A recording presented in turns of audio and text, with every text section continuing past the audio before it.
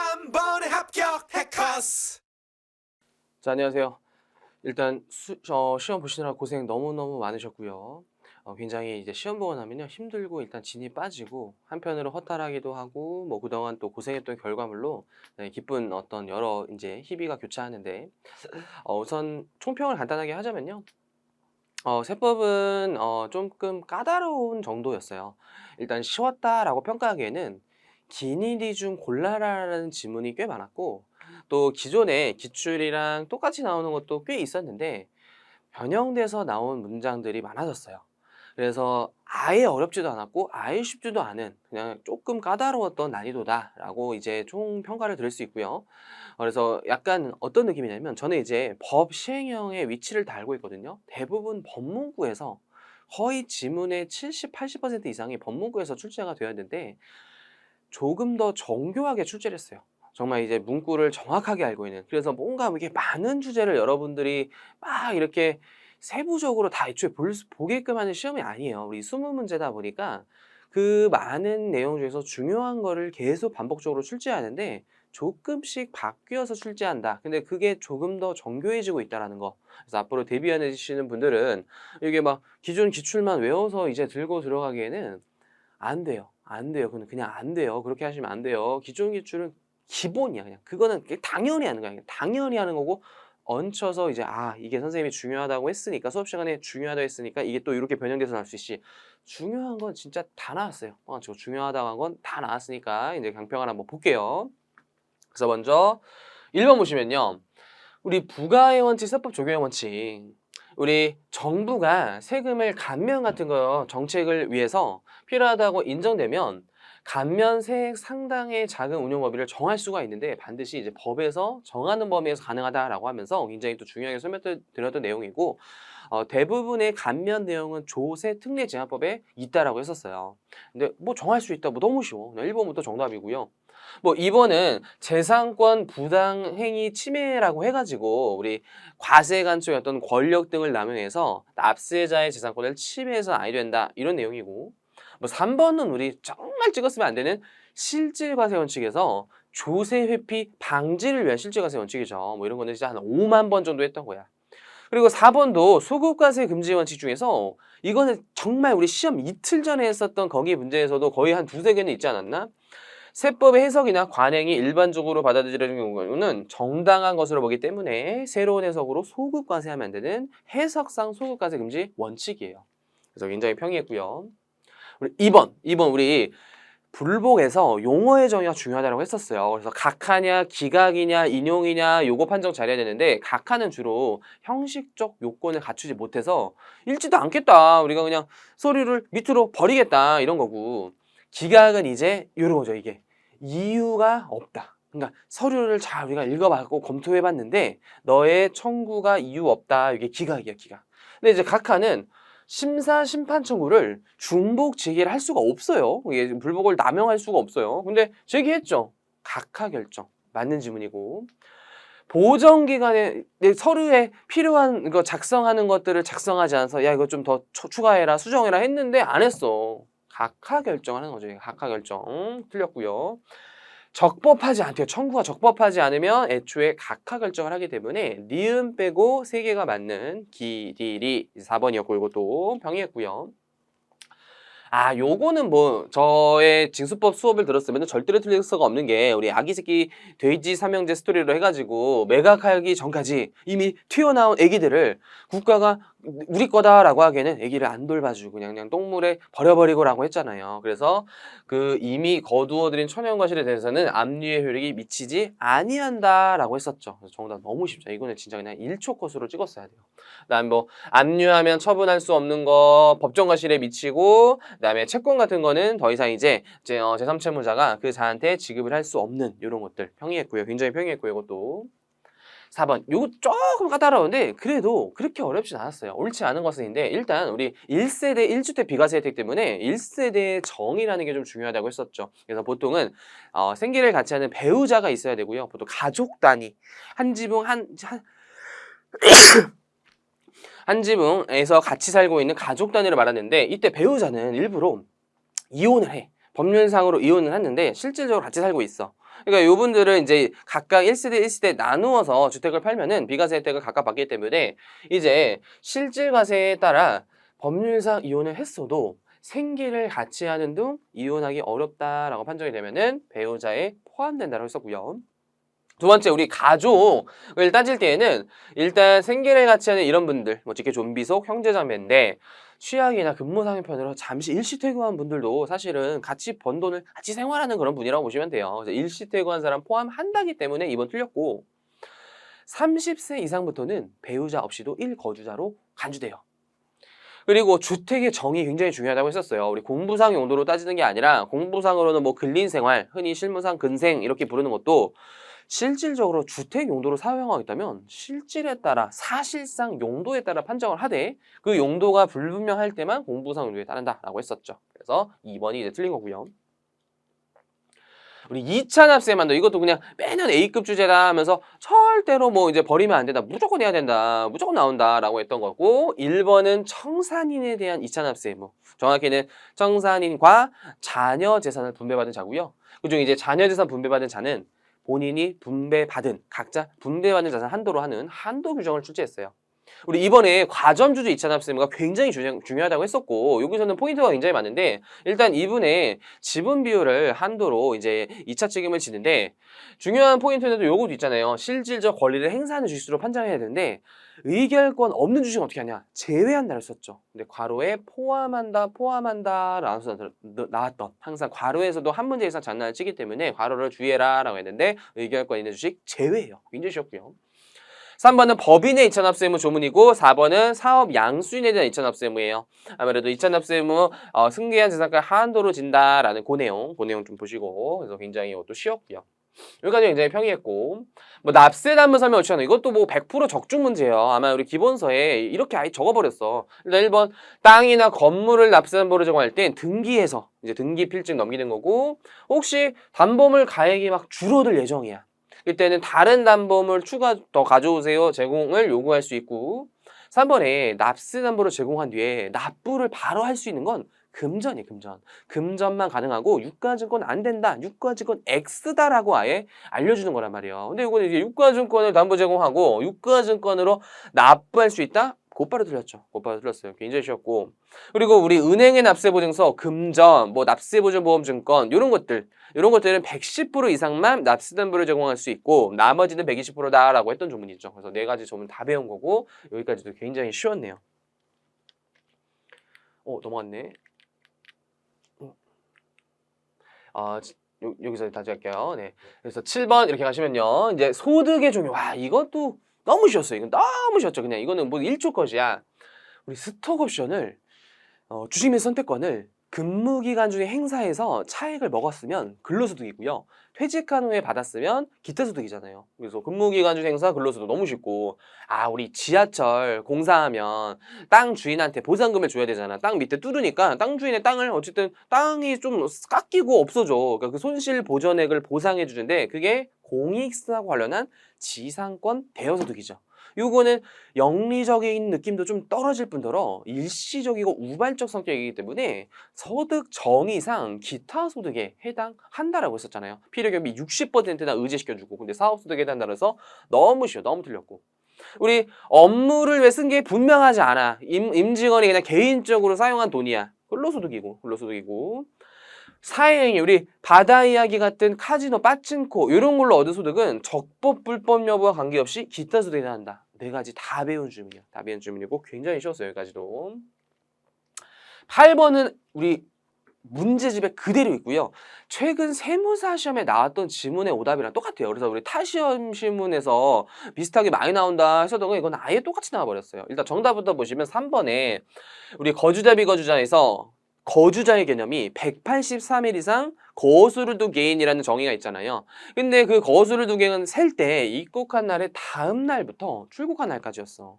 그래서 초일 불산이 말일산이 미뤄주기로 했었는데 입국한 날부터라고 나와서 틀려버렸죠. 3번 너무 쉽고 1번은 와 이거 진짜 5조번 보고잖아. 해외 현지 법인에 파견된 임직원 100% 출자 한정해가지고 거주자로 간주시키는 거랑 이거는 비거주자가 거주자로 되는 시기죠. 비거주자가 183일 되는 당일날에 거주자로 바뀌고 거주자가 비거주가 될 때는 다음날 바뀌고 그거잖아. 그대로 나온 거고요.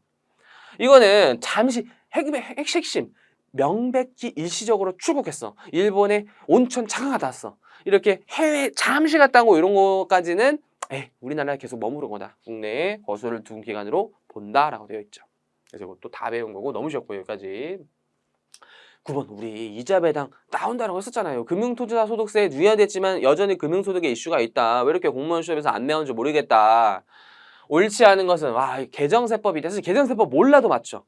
원래 우리 비실명 배당소득이라 그래가지고 차명 계좌 남의 계좌로 이렇게 배당받고 이런 것들 자기 소득으로 뭐 뒷돈인지 모르겠지만 이렇게 자기 소득으로 포착 안 되게 다른 계좌로 받은 거 있잖아요. 걸렸어. 무조건 분리과세잖아. 왜? 고율의 세율을 과세하기 위해서. 그 고율의 세율이 작년까지 42%였는데 올해 소득세 최고 세율이 45인데 왜 이게 40이냐? 45로 개정됐죠. 근데 30으로 나왔어. 너무 쉽잖아. 너무 쉽잖아. 1번 정답이고요. 우리 아파트 단체 관리소에서 그 주민들한테 회비 같은 거 모아가지고 은행에 예치시켜놓고 이자 먹는 거 있잖아요. 이런 거 무조건 분리과세 14%. 직장고지 초과 반환금은 작년에도 나왔죠. 그래서 이거 반드시 봐야 되는 게 무조건 분리과세 기본세율. 이거 외고 들어가는데 그대로 나왔고. 민사집행법 보증금 경락대금은 14% 무조건 분리과세는 14% 무조건 분리과세. 그래서 다 배웠고 굉장히 쉬웠고 여기까지. 후발적 경제성 사유 항상 잘 나온 주제잖아요. 일단 다 돼. 근데 이제 요 문구가 좀 까다로울 수 있는데 여기가 이제 어떤 느낌이냐면 기억이 시행령 문구와 법상 문구를 혼합된 건데 최초의 신고서 등의 계산근거된 거래 행위가 이제 처분 취소로 인해서 다른 것으로 변경이 됐는데 이게 법정 신고 지난 후 발생해가지고 뒤늦게 예측치 못한 사유가 발생하면 후발적 연조 청구해야 된다. 그냥 사실 이 앞에 문구가 중요한 거예요. 이 뒤에 후에 이거는 법조문이고 뒤에 문구 시행령 조문이요. 그걸 이제 묶다 보니까 이렇게 좀 생소한 지문처럼 느낄 수 있는데 앞에 이게 취소했다 이게 중요한 거야. 취소했다. 최초 계약과 다른 어떤 행위들이 발생했다. 두 번째, 제3자로 바뀌었다. 상호합의에서 우리 외국과의 어떤 거래에 대해서 국제거래 이런 거에 대해서 외국의 어떤 권한 있는 당국과 우리나라 국세청이 협의하에서 세금에 관한 내용이 바뀐 거죠. 그러니까 경정 청구 사유가 되는 거죠. 후발적 경정 사고. 그래서 기니디 전부고요. 기니디 전부고요. 이것까지도 굉장히 쉬웠네. 여기까지 굉장히 쉬웠네요. 법인세 납세의무자. 이건 틀리면 절대 안 되는 게 청산소득 법인세는 영리내구법이 있다라고 했었죠. 일단 외국법인은 청산을 우리나라에서 안 해요. 본사가 우리나라에 없어. 그래서 외국법인 청산소 납부가 있다? 보자마자 땡이야. 보자마자 땡. X. 우리 비영리내구법인 청산소 납세 의무가 없고요. 왜? 해산하면 국가가 가져간다고 했잖아요. 또는 다른 비영리법인에 흡수가 되거나. 우리 비영리 외국법인 같은 경우에는 수익사업에 한정해서 납세 의무가 있고 국가나 지자체는 비과세법이다. 내가 이제 다 엄청 많이 했던 지문들이고 그리고 재화유업 공급 시기. 이거 특례 반드시 외워야 했던 선발급 세무서 특례 중에서 일단 위의 규정에도 불구하고 다음 중 어느 하나에 해당의 경우에는 공급 받은 사업자가 공급 시기 전에 세무서 끊었어. 근데 발급일로부터 원래는 7일 이내 대가 받으면 선발급을 허용하죠. 근데 이거는 7일이 지난 후 대가를 받더라도 해다. 7일이 지나서 받더라도 발급하는 때를 공시로 보는 규정 첫 번째가 청구 시기까지 30일 이내면서 계약서 약정서 쓰면 선발급 허용하자. 실무 관행이더라. 해줘 이런 거였잖아. 30일이고. 근데 이게 7, 30일만 알아도 정답은 바로 2번밖에 없어. 벌써 끝났어. 근데 세 번째 규정은 재화 또는 용의 공급 시기가 발기비례 수감 과세기 내에 도래하면서 조기환급 경우에는 30일이라는 규정이 있긴 한데 교수님도 요 표현까지는 조금 지엽적이지 않나라는 생각이 들었나 봐요. 그래서 7, 30 뒤에 뭔가 있으면 고민했어야 되는데 7, 30일만 찾으면 2번이야. 바로 2번. 그래서 요 조기환급 규정은 아마 잘 몰랐을 수도 있어도 위에서 이미 끝났어. 그래서 강조했던 거죠. 그래서 2번이었고요. 사업자 등록. 여기까지 계셨네요. 계속 계십죠? 옳지 않은 것은 거의 우리 내신 시험 보는 느낌 들지 않았어요? 내신 시험 보는 거. 신규 사업자가 개시일 전이라 등록 신청할 수 있는 거. 개업할 때 준비기간에 매입세액 돌려줘야 된다. 폐업하면 말소시키는 거 지체 없이. 이사하면 사업자 등록주 정정해야 되고 다른 세무서 하는 게 뭐가 큰 잘못이야. 원래는 납세지 관할 세무서장한테 하는 게 원칙이지만 내가 사업자 등록을 그냥 집 앞에 세무서가 근처여가지고 했어. 사업은 저기 어디 강남에 있고 내 집은 일산이야. 일산 고향세무서 가서 했어. 괜찮아요. 신청의 효력이 있어요. 그래서 너무 쉬웠고 이거까지 너무 쉬웠고요. 송금의 범위 자산부채 평가에 대한 설명을 옳지 않은 것인데 이것도 우리 미술거래 활성화 때문에 계속해서 막 모의고사에서도 내고 반드시 외워야 된다 하면서 막 우리 더글놀이 막 미술 얘기도 해주고 별의별 얘기 다 했던 거잖아요. 장식 목적으로 여러 사람이 볼 수 있는 공간에 항시 비치할 목적으로 미술품을 구입하면 1,000만 원 이하의 미술품을 비용으로 처리할 수 있다라고 했었던 거. 허무하게도 2,000으로 나와서 틀렸어요. 뭐 1번부터 정답이고요. 우리 2번은 원재료 판매한 제품의 원료 매입가액 매출원가잖아. 매출원가는 손비다 이거고 유형자산 불타가지고 멸실된 거 평가손실 잡을 수 있는 감액할 수 있는 사유였고 재고자산은 썩고 막 파손되고 이런 것들 재고자산 평가손실로 잡을 수 있는 사유였고요. 네 가지 지문 다 이제 배운 지문이고 굉장히 쉬웠죠. 이런 거 그냥 1,000만 원만 외우면 정답이야. 너무 쉬웠고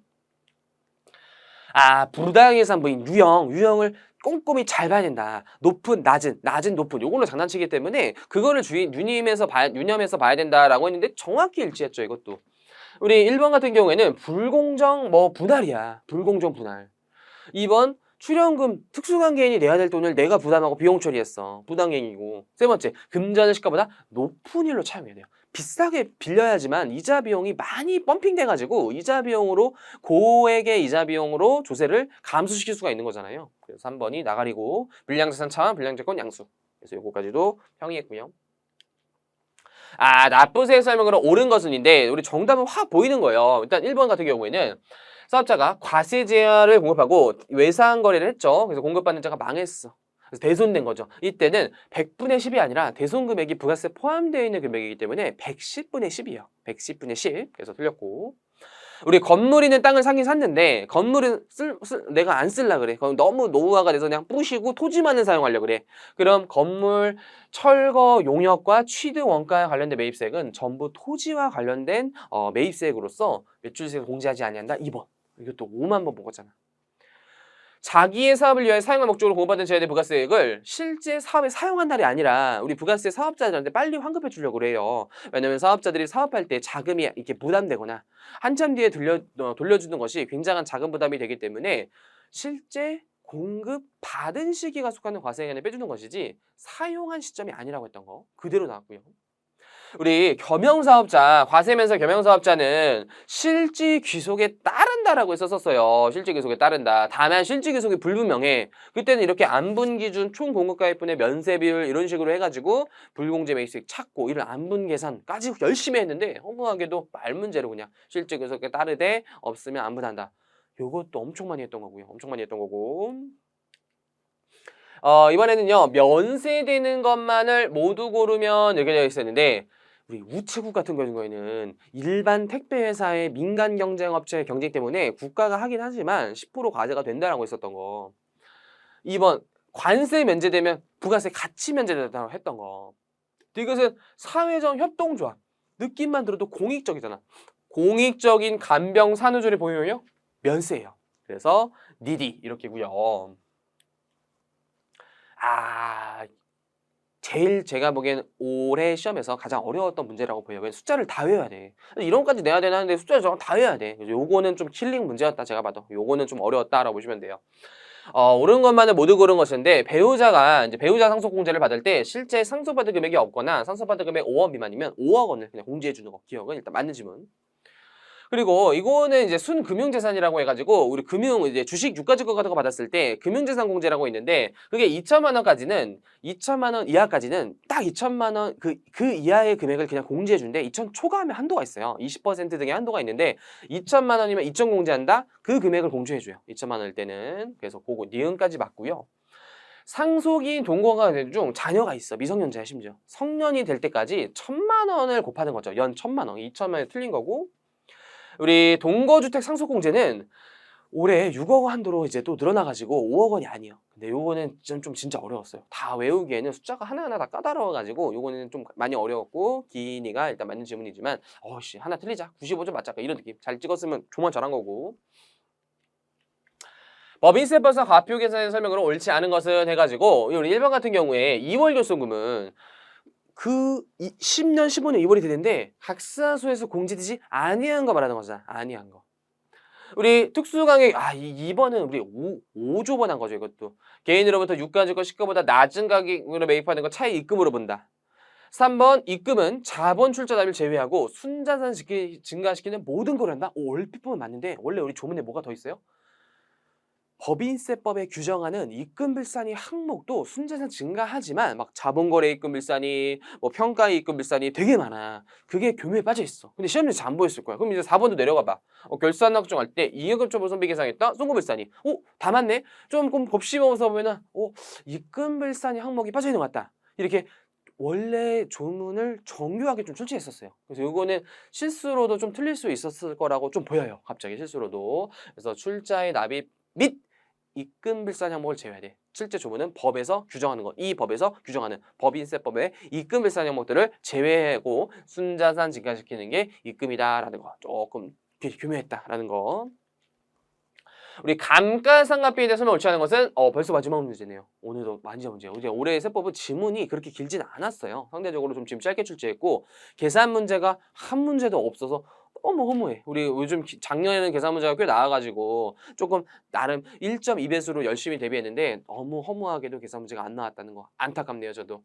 너무 허무하게도 우리 건축물 무형재산은 정액법으로 상각할 수밖에 없어요. 이거를 막 초기에 많이 쓰고 나중에 안 쓰는 정률법 상각이 이 재산의 어떤 비용 처리하는 방식과 적합하지가 않기 때문에 정률법, 정액법에 상각법 계산한다? 바로 틀렸어요. 너무 허무했어. 우리 2번은 많이 한 거잖아요. 상각 부위에 2월에서 시인 부족에게 송금 추인하고 감가 계산하지 않은 경우에도 추인된다. 이건 기존 기출에도 굉장히 많이 나왔고요. 시인 부족이 충당하지 못한다. 이게 오답으로 많이 나오잖아. 근데 정답으로 나왔고 양도하면 유보 추인이잖아. 상각 부인액은 양도를 속한 사람인데 송금에 사입한다. 유보 추인이잖아요. 그래서 감가상 문제도 굉장히 쉬웠다.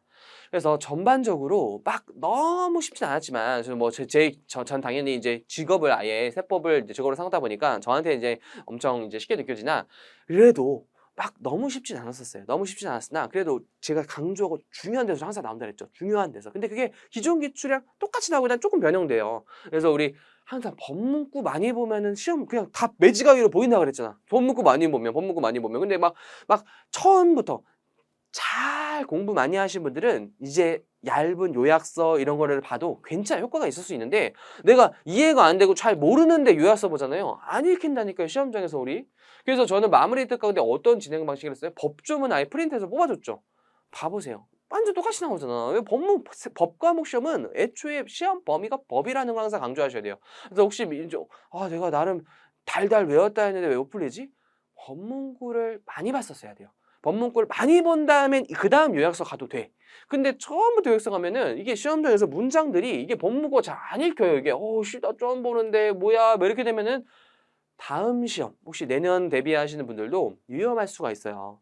그래서 처음에는 힘들더라도 이게 반복하다 보면은 오히려 너무 쉬워. 그러니까 이거를 막 이렇게 범위를 가져가는 게 아니라 중요한 거를 꼼꼼히 봐야 돼요. 중요한 걸 꼼꼼히. 그래서 툭툭 쳐내는 거는 제가 솔직히 말하면 상속증여세 쪽 빼고는 다 중요하다고 가르치는 다 나왔잖아요. 다 중요한 데서. 그래서 이렇게 세법 대비하실 때는 법문가 가장 중요하다. 법문가 가장 중요하다는 거. 근데 그게 잘 안 까먹게 이해와 사례, 취지 이런 걸 덧붙여서 가미하고 그리고 내가 잘 공부했나 유사 문제들을 많이 시험 보고 이게 가장 세법의 고득점의 전략이기 때문에 혹시 미래에 대비하시는 분들은 이렇게 한번 믿고 따라가 보세요. 또 이게 합격해서도 정말 내가 그래도 세법을 부끄럽지 않게 배웠구나. 내가 선생님한테 잘 배운 게 또 이게 실무 가서도 잘 쓰이구나라고 미래에 다 대비되는 이런 공부 방법이에요. 참고로. 그래서 시험 보시면 이제 고생 많으셨고요. 합격하신 분들 진심으로 축하드리고 혹시 예상보다 안 좋은 점수 받았다면 이제 혹시 이제 또 미래를 대비했을 때 기존의 방법을 열심히 하면 안 돼요. 기존의 방법이 혹시 잘못되지 않았나라는 생각을 한번 품고 방법을 바꾸고 뭔가의 새로운 전략을 취하시는 게 맞아요. 그냥 열심히 안 한 사람도 열심히 해야겠지만 내가 나름 열심히 했는데 점수가 안 나왔어. 이런 분들은 뭔가의 전략 그런 것들이 더 궁금하시거나 이제 상담을 받고 싶으시면 언제든지 저한테 뭐 찾아오셔도 되고 인터넷 글을 남기셔도 제가 최대한 성심성의껏 답변을 드릴게요. 그래서 일단 시험 보시느라 고생 많으셨고 저는 또 좋은 강의로서 찾아뵐게요. 고생 많으셨어요.